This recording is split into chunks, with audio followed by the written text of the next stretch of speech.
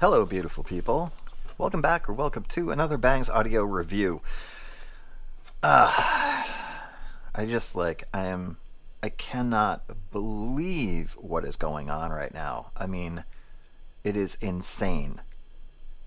Sammy Hagar replaced David Lee Roth as the singer of Van Halen. 35, 40-year flashback for you. There you go. Okay. So today we're actually going to do the Fiio K11 R2R. Long time coming. I realize that. I've had it for months now. I did want to try to give it as much,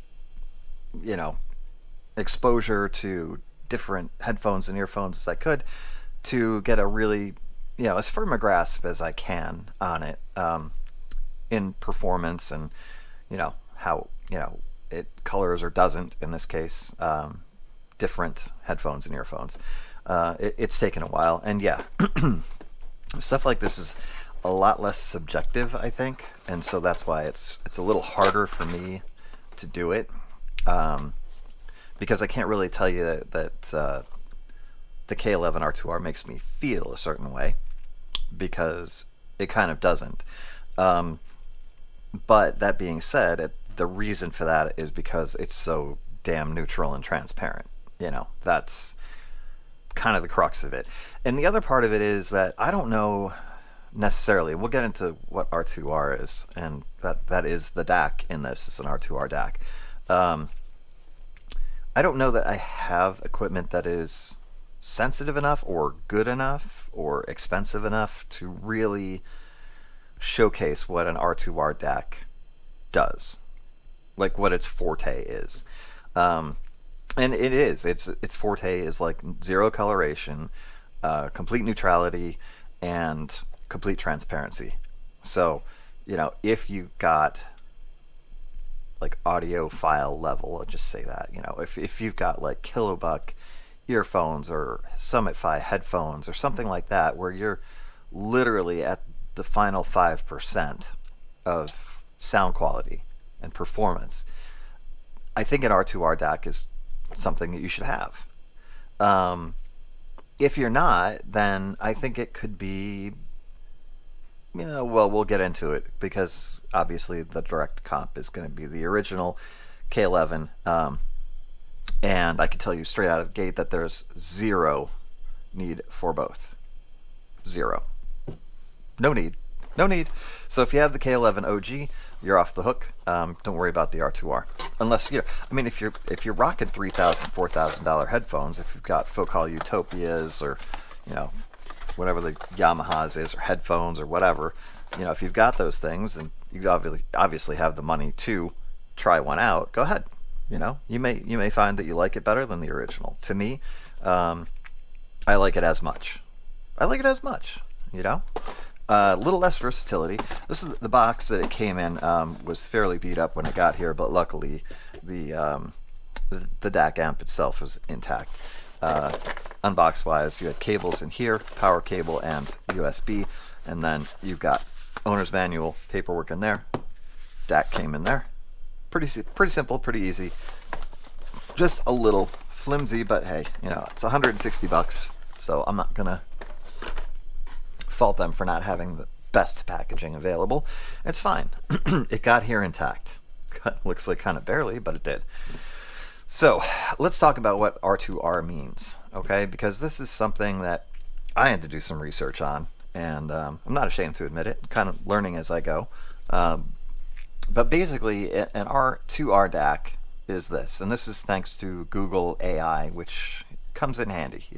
As scary as AI may be in some ways, in other ways it's super, super useful, especially to somebody like me who's trying to learn.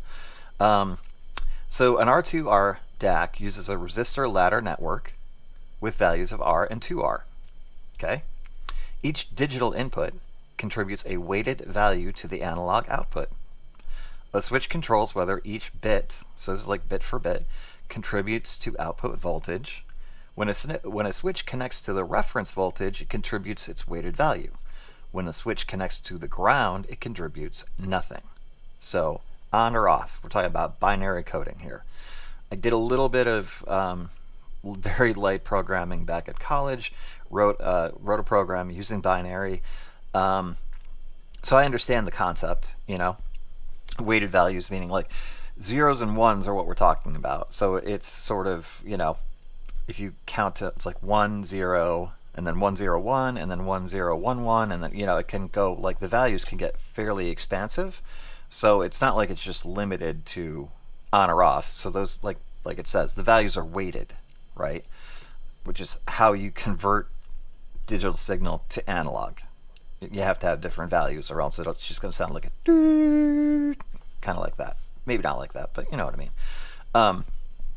So here's the advantages. Okay, they're fast and don't require complex algorithms.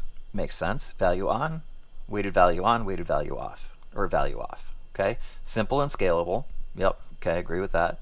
Perform consistently across different bit depths. I would say definitely accurate. They're accurate and efficient, and they're easy to manufacture because they only require 2 resistor values, again, on and off. So applications: R2R DACs are used in digital audio signal processing and microcontrollers. Very cool. To give you an idea of what it looks like, I think I had the Tektronix website up. Oh yeah, so here you go. There's your step, your ladder, right?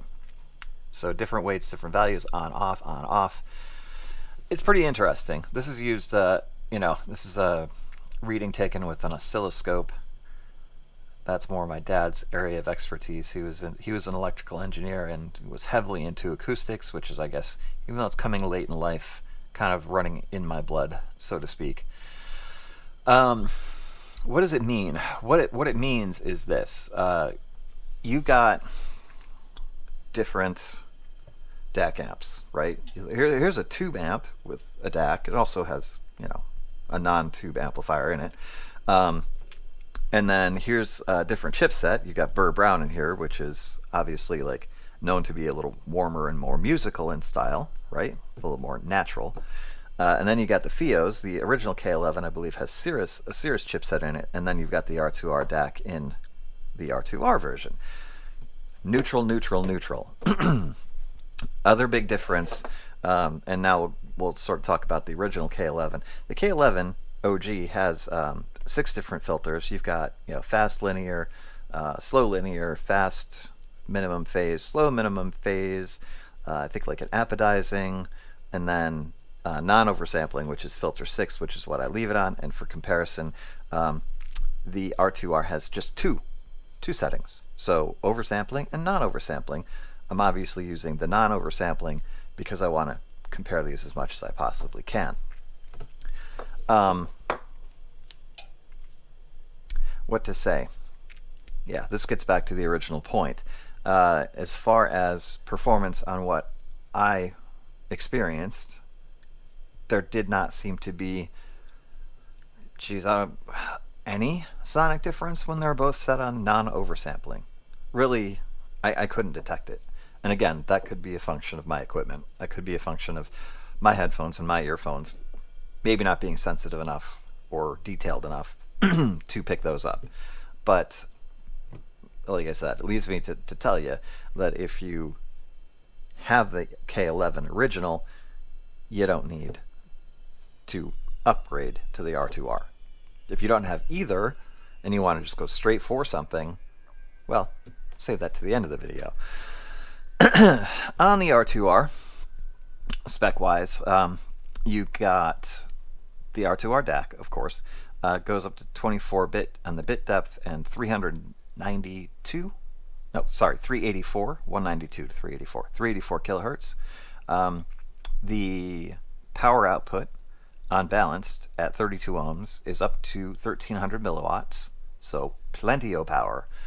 We're talking about no problem driving the Moondrop Venus, no problem driving the Sennheiser HD 660 S2, or anything else that I have here.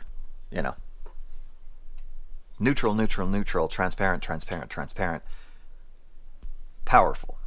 Okay, so there are 3 different gain settings on this, just like the original, and they're not like low, medium, and high. They're like very much. I'll probably bring up the. Might be easier for me to just show you that. Bring it back up here. No, it's here somewhere. But it shows you the different gain levels are kind of, they're stepped. They're not like, there we go. Okay. Right. Low gain volume curve, medium gain volume curve, high gain volume curve.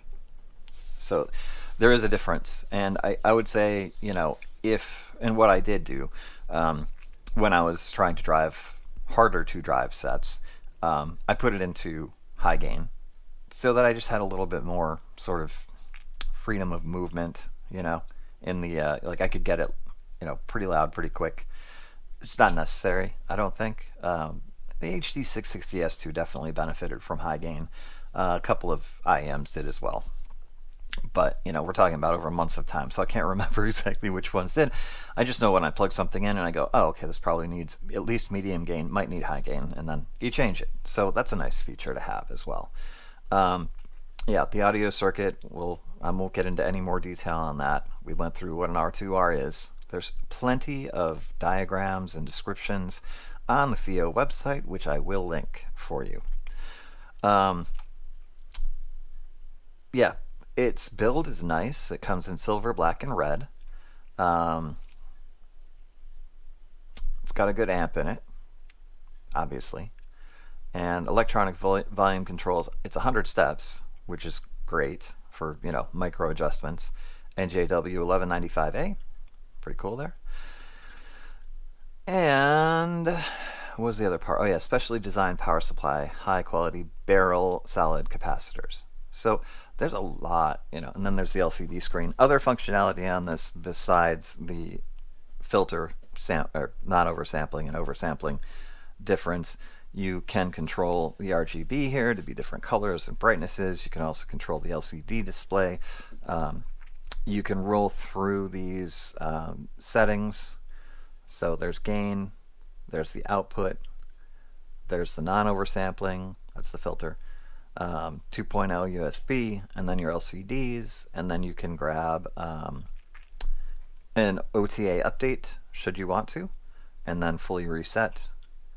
And then your firmware version here is displayed. So there's like a lot of good information. Return, just click and you're back. So to turn it on, it's a one press. To turn it off, it's like a press and hold for 5 seconds. 2, 3, 4, 5. And we're off. On the back of this guy, inputs. There is your DC 12 volt in. Here is your USB-C in. You also have an optical in. You have a digital coaxial in and out, and then you have a line out. So lots of different options on this guy for hooking up to, you know, your TV or your laptop or, you know, whatever you want to run through it. And then of course in the front you've got your stereo single-ended 6.35 and your balanced 4.4 headphone outs. A lot is packed into this little package, and I really like the red. I'm really happy I got the red. Part of me was afraid I was going to get sick of it, but nope. Yeah, it's pretty awesome. Fairly light. It's got the rubber foot on the bottom of it, so it doesn't tend to slide too much. But, you know, it slides a little bit. I'll plug this guy back in. Functionality-wise, pretty easy to operate. Sound quality-wise, really, really nice, neutral, transparent.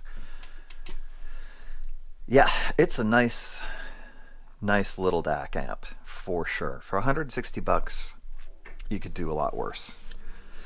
But here's what it comes down to for me. Because I already had the K11 original, and that is what I've done the vast majority of my testing on of headphones and earphones over the past year and a half. Vast majority. I don't see, as I said before, I don't see a need to have both. Am I glad I have both? Yeah, because I mean I wanted to do a review for y'all and let you know whether I recommend the R2R or not, but I don't need it. because I have the original K11, which to me does exactly what I need it to do for what I needed to do it for. Whatever the hell that just meant. Yeah, it does what I need it to do, and it does it just fine. That being said, if you don't have either of them, I think just for its architecture and what it's designed for and what it does do, I might actually recommend the R2R. Unless you feel like you've got to mess around with filters, if that's something that you like to do, so sort of change up the sonics a little bit, because the different filters on the original K11 do. If you feel like you need that or want that, then fine, you want to go with the OG. But if you just want a straight, neutral, really well made, really accurate, transparent sounding, I would spend the extra $30 on the R2R.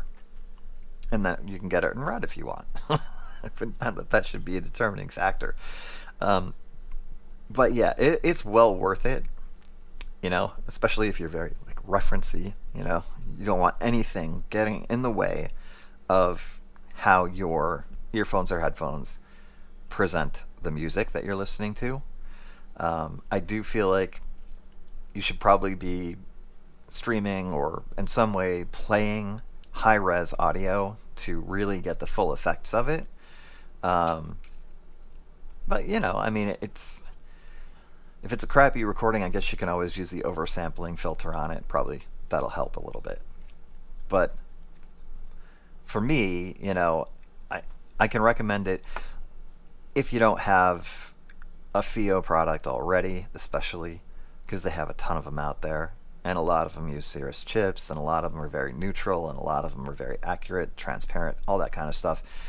I think it could be redundant if you're already in Fiio land, whether it's desktop or portable. But again, there's not one thing wrong with it. I recommend it. It's just a matter of if it's necessary for you or not, which it may or may not be. It's a really cool device. It's really cool to have an R2R DAC that's accessible price-wise to a lot more people than most R2R DACs are. But I think it falls short of being special, right? Because they already did something that was special in the original K11. I can't call this an improvement on that. I would call it as good as. So there you go. Spend another $30, get the R2R. Spend the original $130, have your different filter settings with no R2R and Cirrus stack chips. Spec-wise, other than that, they're the same. It's the same amplifier, it's the same volume control, it's the same power output. Same. So, yeah. Yep, I'm in redundant land, of course, but that's the risk you run when you're a YouTube reviewer of audio equipment. You risk redundancy. It's almost a requirement, and that is totally fine by me. So, yeah, I like it a lot. I think it's a really cool thing. But I definitely didn't need it. If I can bring myself to part with it, I might sell it to somebody. I don't know. I'm never gonna sell the original K11. I'm not.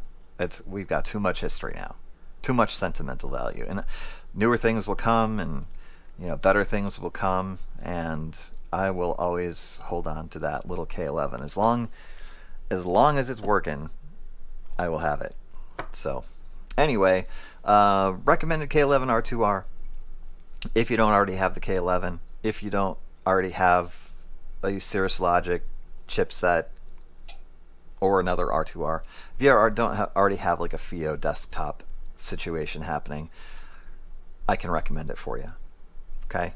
If you do already have stuff, it's going to be redundant, in my opinion, unless you've got the Summit 5 stuff, and then you're probably spending more than $160 on a DAC amp anyway. You're probably spending more like $500, $600, $800 on one, because Lord knows if I had the money, I probably would. Oh wait, I didn't. I don't, and I still did. That's all right. TA22's got a special place in my heart too, as do all of you. So, crazy times, guys. Hang in there, okay? Hang in there with me. All right, we'll get through this. all of us together will be all right. For now, be careful, be safe, be nice. Love y'all. Nothing but peace to you. See you soon.